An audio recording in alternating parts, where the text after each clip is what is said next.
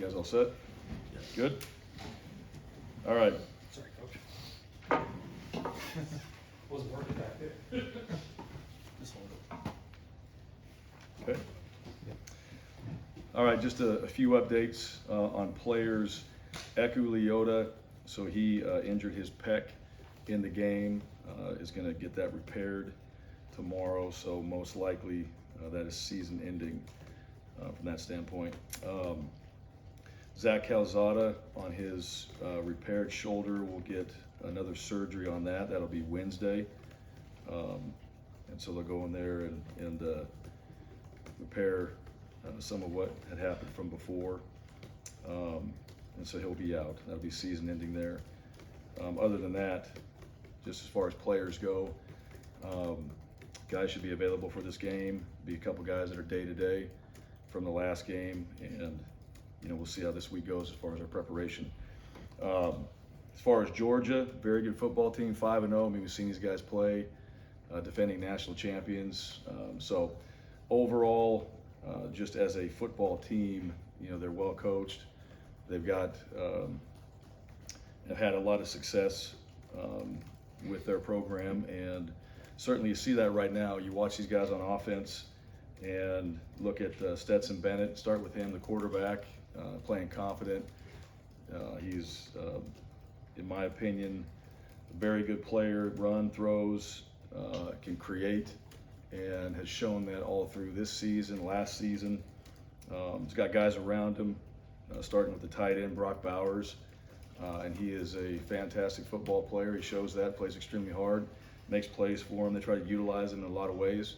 So we know that he's going to be a challenge. Darnell Washington, another tight end, big guy. Both those tight ends and the personnel packages, they utilize them well. Wide receivers, McConkey and Mitchell, both those guys, and there's more, not just those two, very explosive on the perimeter with their offense. Defensively, they're top 5 in the SEC in every category. And, they lost a lot of really good players last year. They've replaced those players with some really good players. And it starts with their front 7, those guys on the defensive line and the linebacker position play fast, physical. And so those guys have done well all season long. Back end is very strong. I think those guys do a really good job in coverage, and then they're also going to be involved in the run game as well. So, all across the board, a physical defense that we're going to face. Special teams, they blocked a punt against Kent State. That's hard to do against anybody, but they were able to get that done.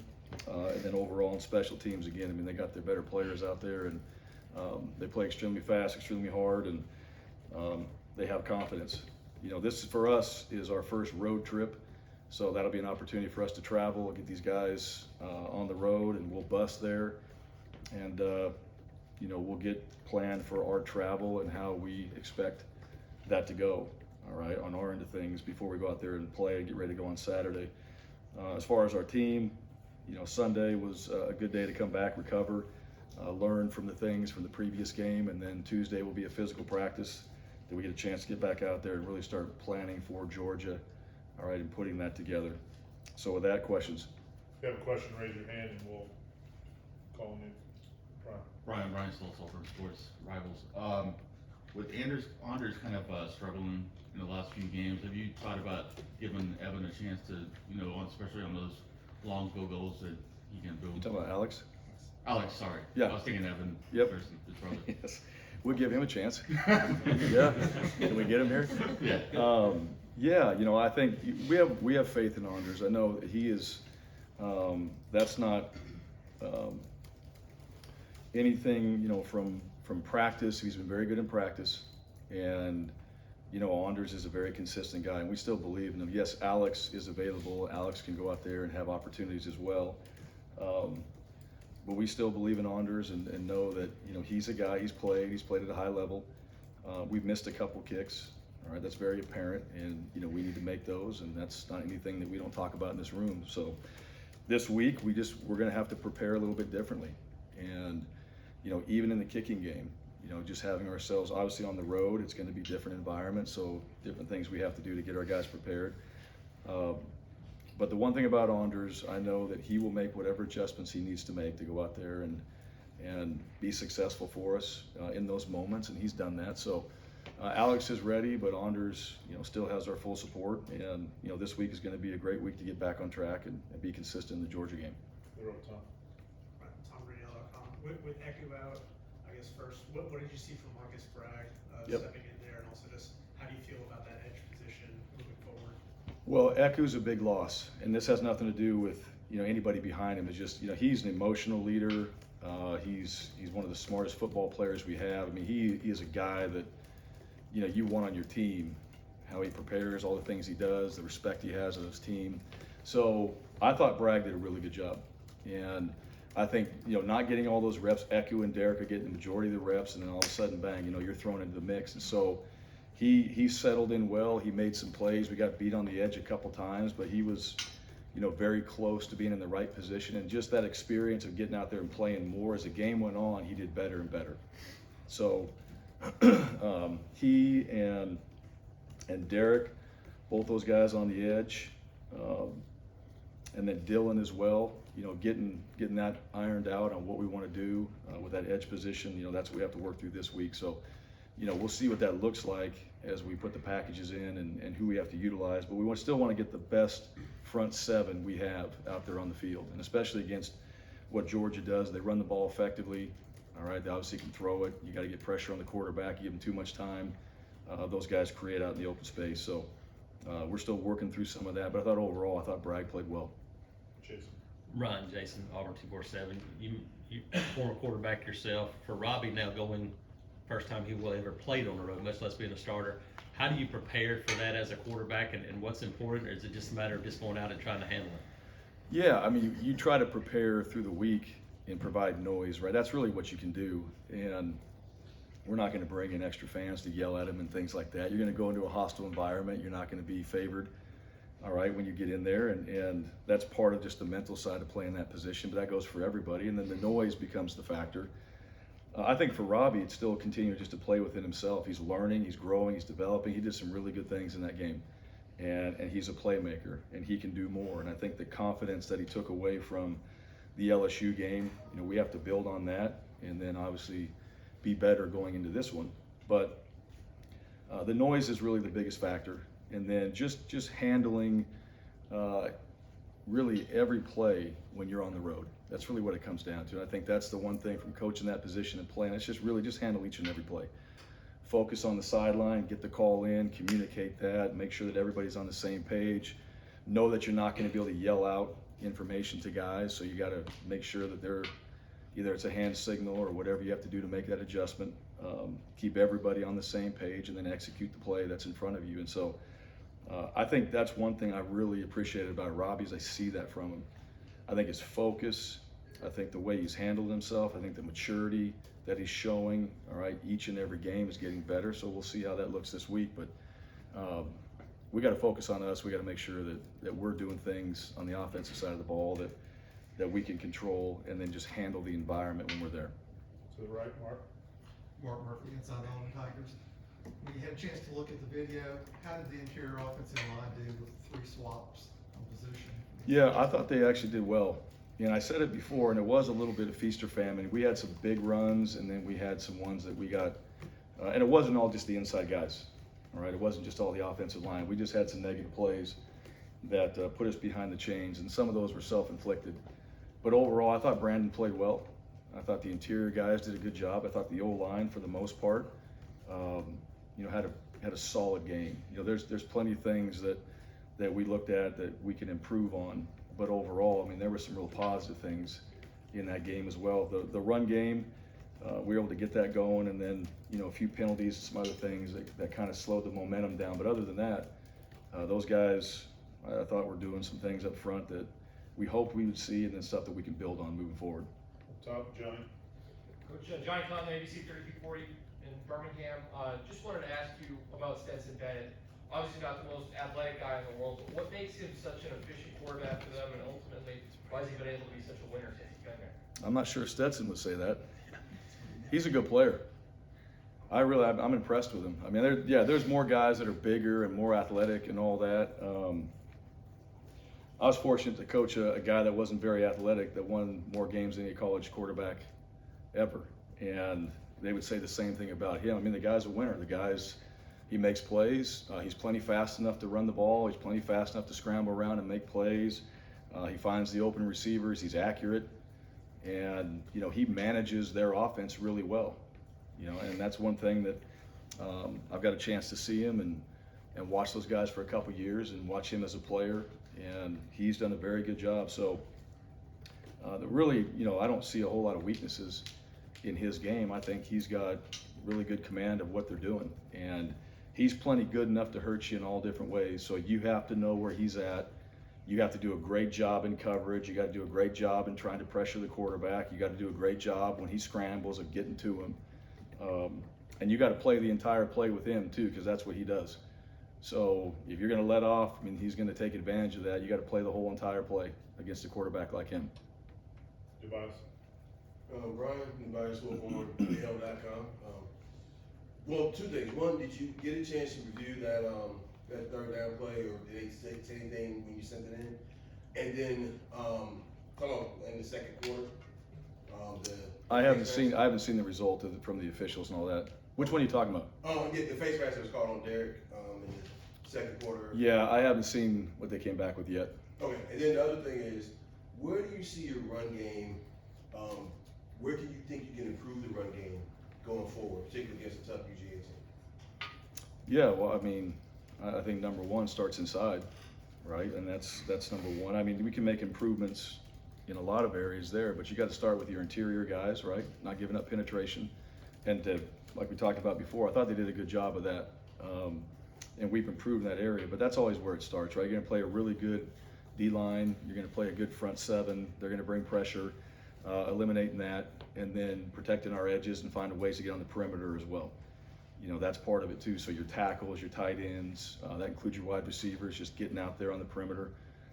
That's a part of it that will help improve the run game. And then, we have a quarterback that can also be a part of that.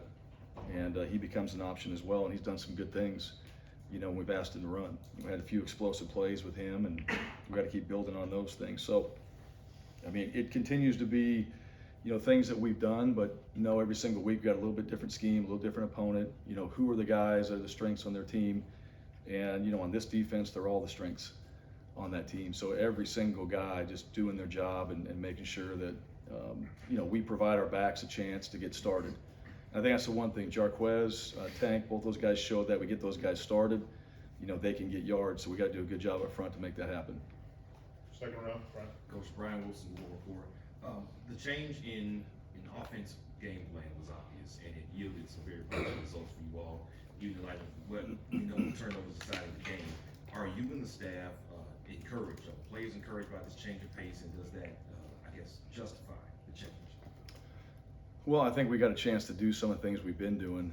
You look at last year, we ran some of those same concepts, and there's a progression in what we're doing offensively, and so we had a chance to open it up. Robbie did some really good things in the pass game, right? We were able to balance it out.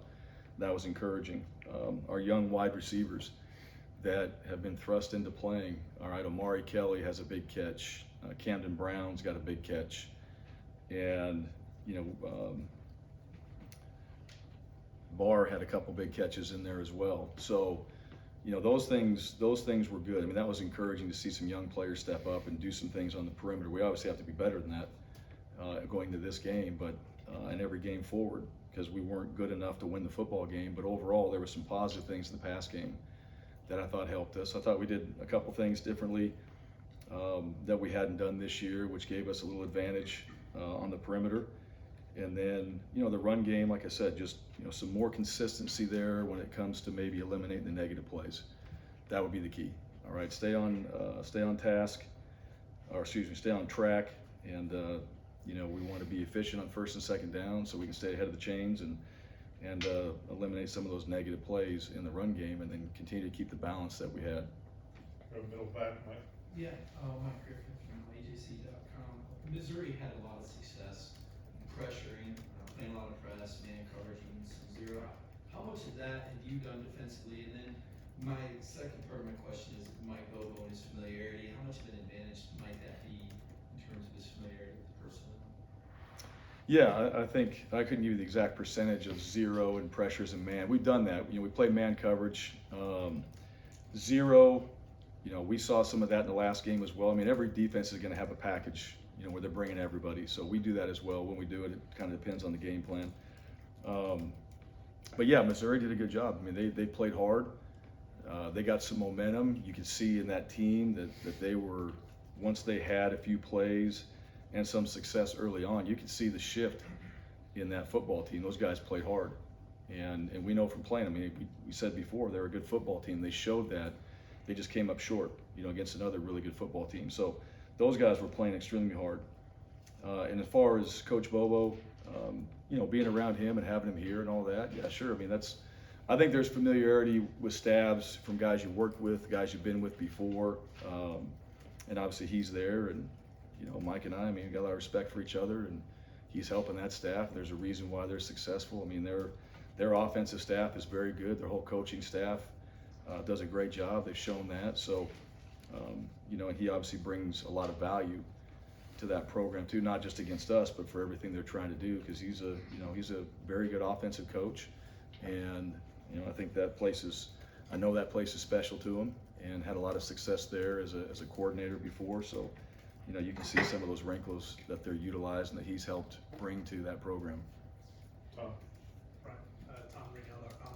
I'm sure you'd rather not use him as much as you have, but just Oscar Chapman, what's the value in having a guy who just hasn't given up any punt returns really? Yeah, he's a weapon. Yeah, Oscar's a guy that we've talked about it. I really do. I think he's the best, if not one of the best in the country. He really is. He's every single day. Now, he's one of those guys too in practice. Like, that's not just what happens in the game, it happens in practice all the time. He takes tremendous pride in just trying to win the field position battle.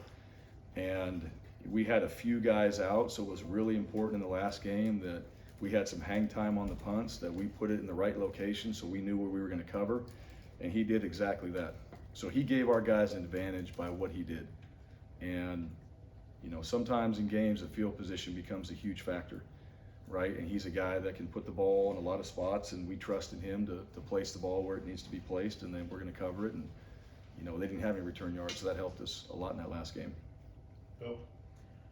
Bill Cameron, ESPN 106.7. All five opponents have scored in the last 2 minutes for them in the last minute of the first half. Just talk about how that affects and what that can mean to a team going into the halftime. Yeah, that's a big one. That's probably one of the biggest in my opinion, right? You don't want anybody to score, and you want to score points going into halftime. I think it's all about momentum. And, that's one area when you got the ball, it's not just about scoring touchdowns, it's just about scoring points. All right, try to create some momentum, especially if you get the ball back in the second half. And that's one of the advantages of deferring and having the ball in the second half, is hopefully you get a chance to end that half with some points and get the ball back and kind of come right back out and score again. So being on the losing side of that, yeah, I mean, you go in, they scored, all right, really that's the momentum that they've got. And when you come into halftime, you got to find a way to get that back. You come back out in the field, they may have the ball again. You got to recover quickly, hopefully go 3 and out, get the ball back to your offense, and give yourself a chance from that standpoint. So that's a big one. You got to be at your best, really, in the last 5 minutes of the game. Get your best players in there, all right? Try to keep them from scoring and find ways to put points on the board. So that's a big factor, in my opinion, at halftime, giving up points or trying to get them. Tobias? Well, speaking of like halves and things, what have you guys been working on, particularly this week, with the second half issues that seem to be a continuing thing? Yeah, well, I mean, looking at them, obviously, we look at every game, and we know the reasons, right? We know the reasons. We look at every drive. There's a drive chart. There's a result. There's reasons why, and so we break it all down. What was it? Where do we have a negative play? Where do we have positive plays? What was the end result on those drives? So those are things that we've discussed as a staff. Those are things we discuss with our players, and to me, it's really comes down to trying to eliminate some of those negative plays, and then just being more consistent. And so that's play call, that's that's execution, that's all those things. I mean, it's really not one thing in particular, all right? That's just the glaring reason why. It's things that we all have to improve on and get better at, and then our adjustments come out of half. I mean, we got to be able to find ways to continue to put points on the board. It's not just a half of football. You got to play all 4 quarters. Mark? Yeah, I wanted to ask you about Zacchaeus Walker, Yeah. how's he doing? And also, looks like DJ James is playing really well corner, is that right? Yeah, DJ's playing really well. He's starting to get more comfortable out there. I think he's really kind of getting into a groove. It feels like at practice as well. His preparation, his focus, all those things. I mean, just learning the defense, you can tell he's more comfortable. Z, coming off of his knee is better. And so now it's just a matter of getting him back in the rotation. And you've seen a little bit more of Jeffrey Imba. Marcus has been out there. Jason Jones. Those guys up front are playing well. We got to get some of the other guys in the mix. Z be one of those guys that we get in there. And he's had a few things, some personal things, not in a bad way, but he had to handle some stuff. And so that's kind of impacted some of the playing time as well. But he's back this week. He's fine. Just some family things, and we're excited to get him back going on Tuesday, and then see how we can work him into the rotation. Anything else? Got 2 more. Tobias? How tough is it when you get down to potentially having 2 scholarship quarterbacks, particularly if both of them, one only having 3 starts and one being a freshman? What's your question exactly? I'm saying, no, I mean, how tough is it to deal with that? How tough is it to navigate? Yeah, are we worried about that? What's that? I see. Are we worried about that? Are you Having 2 worried? guys, having 2 guys out there on scholarship. Well, technically, we have 3 because we did put Trey Lindsey on scholarship as well. So, and the reason why is because of all he does for our team. And he's out there and every single week, and this guy's a future coach, and he brings a tremendous value and a lot of really positive things to this team. But as far as our quarterbacks, I mean, you got Robbie out there, you got Holden out there. We'll see where TJ's at this week. And those are guys that we're getting prepared and ready to play. And for them, and just so you know, like their mindset, I mean, they're getting ready to play, right? They're going to go out there and we can worry about the depth and those things. And that's certainly a concern when you don't have 4 guys like you want to have on scholarship that are available to play. At the same time, as a player, all you're thinking about is just getting your job done. What do I got to do to go out there and help this ball club win? So those guys have been great. Holden's been awesome. He's been preparing every single game. He takes a ton of reps in practice. He's getting better and better. You can see that those reps are helping Robbie as well. He's improving. So again, this week, between those 2 guys, we'll see where the other guys are at. They'll keep getting those reps, and hopefully we see an improvement from each one of them going into this game. Last question, Mike. Thanks. Mike Griffith, AJC Dog Nation. Coach, we asked Kirby Smart about this earlier. Day and time, every coach gets 4 to 5 years, end of the year. We've seen multiple coaches fired in the middle of seasons now. What do you think this is a byproduct? Is it salaries? Is it just a new sense of urgency that we have in our society? Yeah, I mean, I think every program's different.